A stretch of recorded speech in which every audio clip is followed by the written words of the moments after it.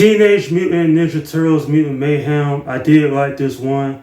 And while I wouldn't call this film the best in the franchise, it is still a lot of fun and entertaining as well.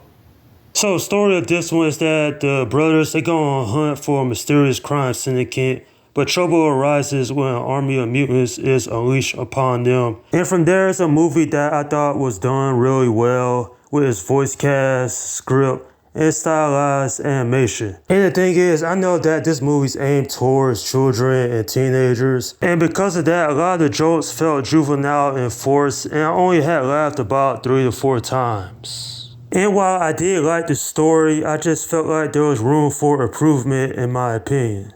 Some of these characters don't get significant character development, so it's hard to really connect with these characters if you don't really know much about them. And I know it sounds like I'm ragging on this film with all my complaints, but for the most part, I had a thoroughly enjoyable time with this one. This is a must-see for any TMNT fan out there. It's certainly fun for the entire family from beginning to end.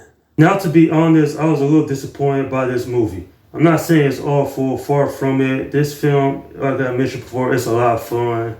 But at the same time, some of the character arcs is like non-existent. An example of this is the Turtles, which were actually voiced by teenagers. I thought that was cool, but the mere fact they don't fit their traditional roles. You know how in the Teenage Mutant Ninja Turtle films, Raphael and Leonardo butt heads. Raphael has this anger issue. That's not the case in this film. I always loved this franchise, especially since I was a little kid. The film from 1990 is my favorite one of all of them. I even enjoyed the anime series from the 1980s. But on some levels, it feels like as cool as it is to see these other characters such as Bebop and Rocksteady, what a missed opportunity that was because they had more character development in the 2016 film than in this movie. Baxter Stockman was another character that was a missed opportunity. Like, they had Giancarlo Esposito as the voice actor, and, you know, he should have been Superfly, but it didn't happen that way. Superfly himself was a pretty cool villain. Ice Cube did a great job voicing the character. He feels menacing, and, you know, his reasons actually make sense within the context of what he's trying to do in the film.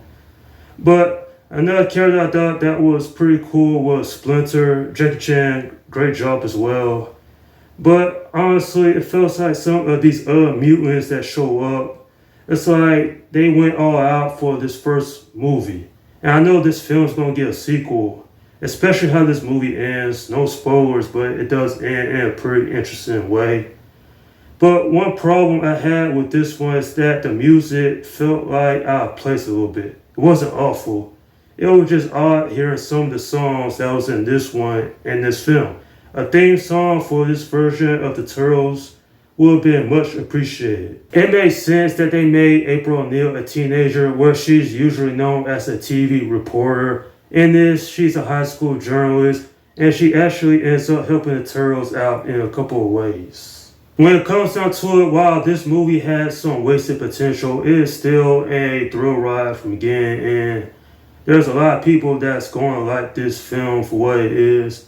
And more importantly, this is a movie that you could just enjoy with your entire family and just have a great time watching it.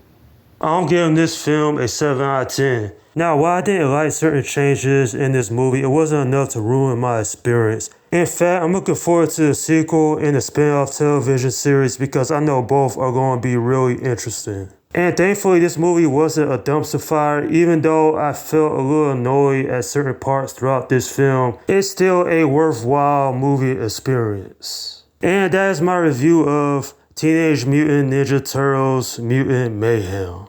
Okay, leave your comments down below in the section and let me know what you think about this movie if you have seen it. Alright, this is Slim Guy 172 saying peace out.